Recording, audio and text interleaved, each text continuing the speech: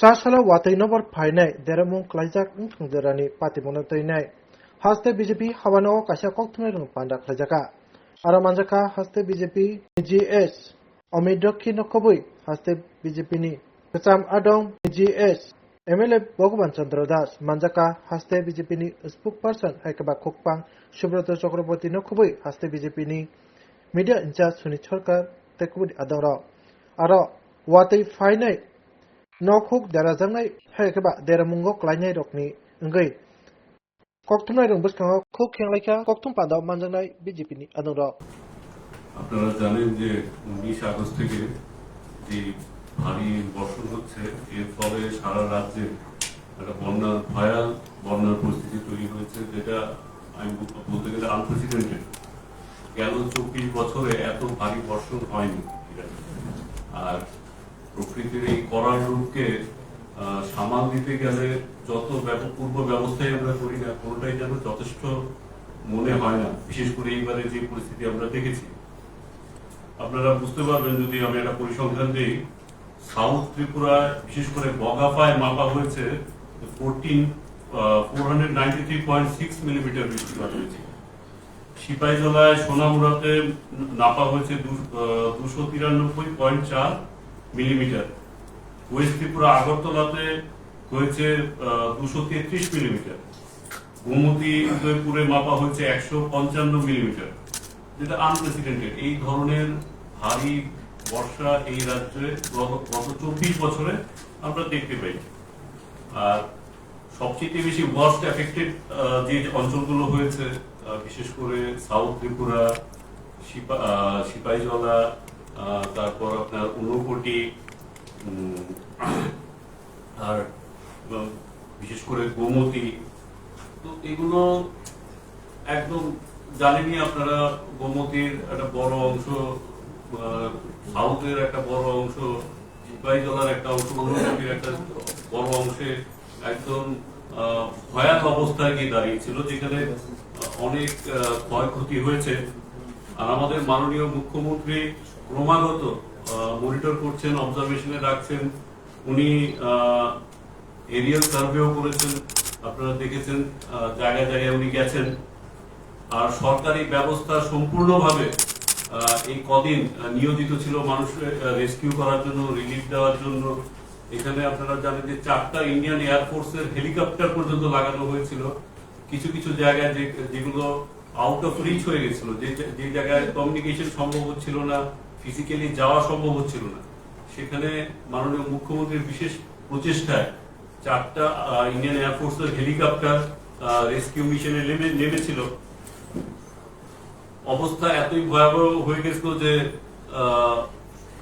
আমরা রাজ্য সরকারের তরফ থেকে প্রত্যেকটা এডমিনিস্ট্রেটিভ অফিসাররা প্রত্যেকটা এফেক্টেড এরিয়াতে সারা দিন রাত্র থেকে রিলিফ আর রেস্কিউর কাজ দেখেছে। কেন্দ্রীয় সরকার থেকে এই স্থিতি দেখে ইমিডিয়েটলি 40 কোটি টাকা এই এনডিআরএফ ফান্ডের থেকে রিলিজ করা হয়েছে, আপনারা জানেন। এছাড়া army person 3 column army personnel rescue আর রিলিফের জন্য, অ্যাসিস্ট করার জন্য রাজ্যে লাগানো হয়েছে। 11টা টিম এনডিআরএফ এর কাজ করছে সারা রাজ্যে। এখন স্থিতি একটু, যেহেতু বৃষ্টি কমেছে, ঈশ্বরের আশীর্বাদ আমরা বলবো যে ভয়াবহ রূপ দেখেছি, এখন বৃষ্টি কমেছে। এখন আস্তে আস্তে রিলিফের কাজ চলছে।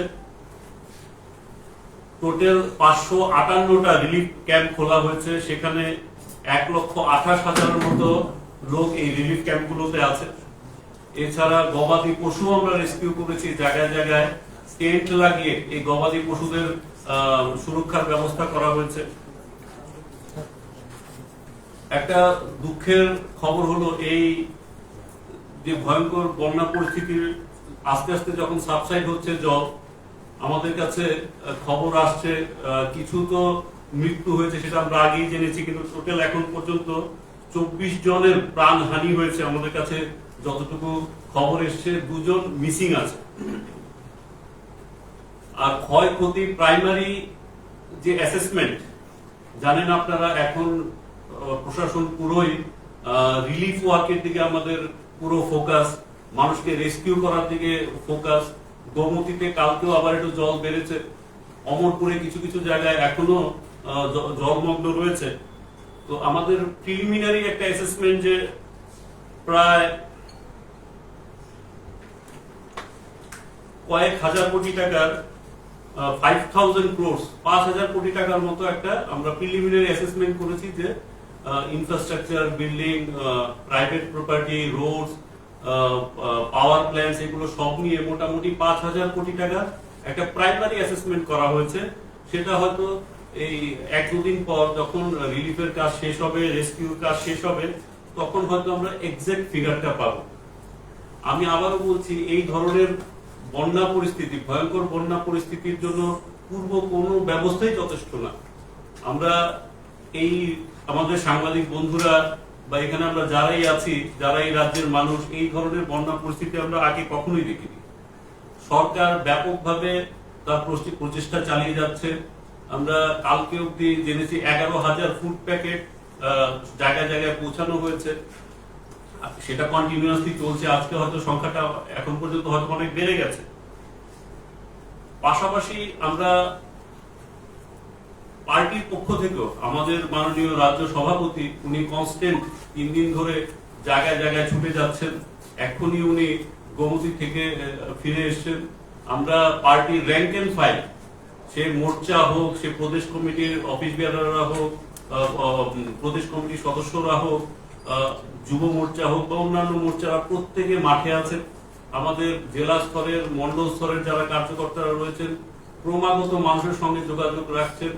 মানুষের ক্ষয়ক্ষতি অ্যাসেসমেন্ট করার একটা ভূমিকা ওনারাও রাখছেন প্রশাসনের সঙ্গে মিলে। তো এখানে যেভাবে সাধারণ মানুষ এবং সাংবাদিক বন্ধুরা এবং বিভিন্ন যারা এনজিওর যারা সদস্যরা রয়েছেন, বিভিন্ন রাজ্যের যে ইনস্টিটিউশন গুলো রয়েছেন, প্রত্যেকে একটা সদর্থক ভূমিকা নিয়েছেন এই গেল 3-4 দিন ধরে। এবং আমরা একত্রিত ভাবেই এই বন্যার যে করাল থাবা এই রাজ্যে পড়েছে, এর থেকে আমরা সবাই মিলে বেরোতে হবে। এখানে শুধু সরকার বা বিরোধী দল বা সামাজিক সংগঠনগুলো তাদের একার দায়িত্ব নয়। এই সমাজটা এজ এ হোল আমাদের এই আনপ্রেসিডেন্টেড সিচুয়েশন থেকে সবাই একসঙ্গে বের হবার জন্য একটা ভূমিকা নিতে হবে। আজকে এতটুকুই কথা। আজকে আমাদের মাননীয় মুখ্যমন্ত্রী সর্বদলীয় বৈঠকও রেখেছেন, যেটা আমরা আগে কখনোই দেখিনি। এইভাবে শাসক গোষ্ঠী এই ধরনের সিচুয়েশনে প্রত্যেকটা স্টেক হোল্ডারকে সঙ্গে নিয়ে এই রাজ্যের পরিস্থিতি নিয়ে, সার্বিক পরিস্থিতি নিয়ে আলোচনা করার কোনো ইনস্টেন্স আগে আমরা দেখিনি। আমরা প্রত্যেকটা দলকে আমরা আজকে মুখ্যমন্ত্রীর সঙ্গে বসার একটা সরকারের তরফ থেকে একটা সুযোগ করে দেওয়া হয়েছে। একটা সার্বিক আলোচনা হবে, একটা গঠনমূলক আলোচনা হবে, সবার কথা শোনা হবে। আজকে 4টার সময় এই সর্বদলীয় বৈঠক ডাকা হয়েছে।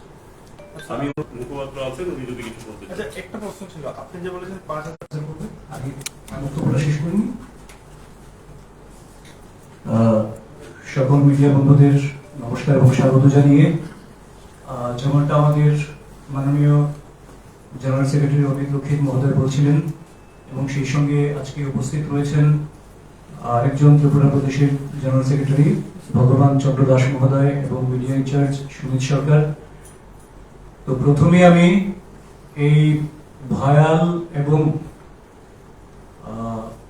স্মরণকালের ইতিহাসে সবচেয়ে ভয়ঙ্কর যে বন্যা, সেই বন্যার জন্য যাদের প্রাণহানি হয়েছে তাদের আত্মার সদ্গতি কামনা করছি, এবং সেই সমস্ত পরিবার পরিজনদের প্রতি ভারতীয় জনতা পার্টি ত্রিপুরা প্রদেশের পক্ষ থেকে আমরা সমবেদনা সহমর্মিতা জ্ঞাপন করছি।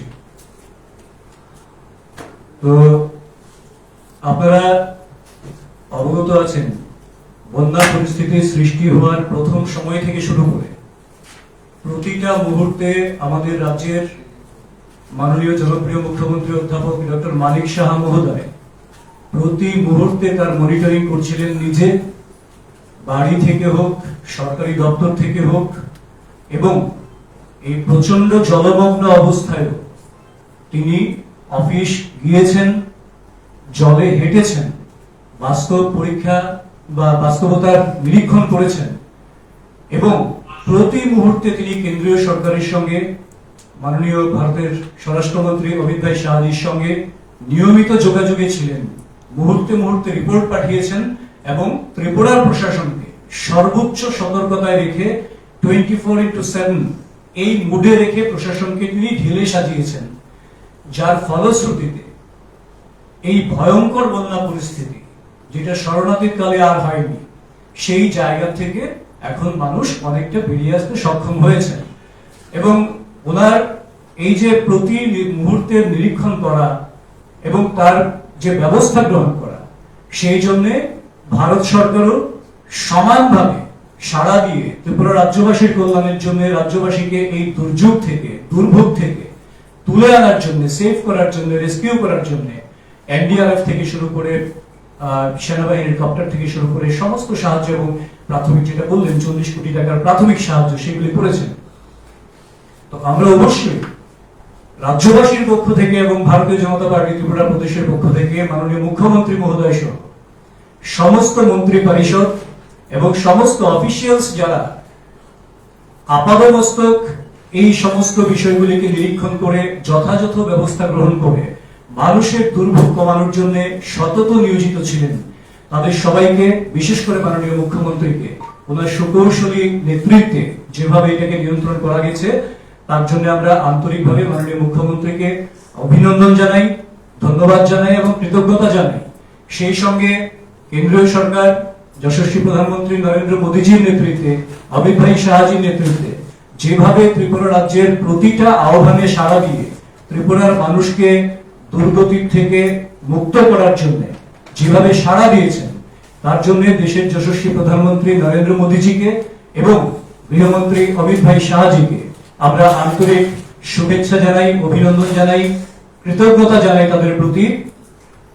সেই সঙ্গে মাননীয় রাজ্য সভাপতি ভারতীয় জনতা পার্টির প্রত্যেকটি স্তরের কার্যকর্তাদের কাছে আবেদন জানিয়েছিলেন যাতে করে এই দুর্যোগের সময় যতটা সম্ভব মানুষের পাশে থেকে মানুষকে ত্রাণ এবং উদ্ধার কার্যে মানুষের সাথে যাতে থাকেন এবং সেই অনুযায়ী সকল স্তরের কার্যকর্তা গোটা রাজ্যে, যেখানে 15 লক্ষের উপর মানুষ কোনো না কোনো ভাবে এই বন্যায় প্রভাবিত হয়েছেন, প্রত্যেককে উদ্ধারের জন্য, প্রত্যেকের পাশে ভারতীয় জনতা পার্টির কার্যকর্তারা যে ছিলেন, তার জন্য সমস্ত কার্যকর্তা এবং নেতৃত্বদের আমরা আজকে অভিনন্দন এবং শুভেচ্ছা জানাই।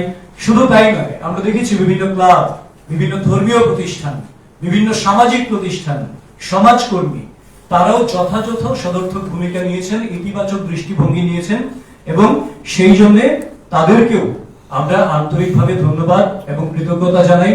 কিন্তু একটা বিষয় হচ্ছে যে আমরা সাম্প্রতিককালে এই ভয়াবহ বন্যার পর বিপর্যয় প্রাথমিকভাবে কেটেছে মনে হলো, পরবর্তী ধাপে তাদের ফলটা কিন্তু ভোগ করতে হবে।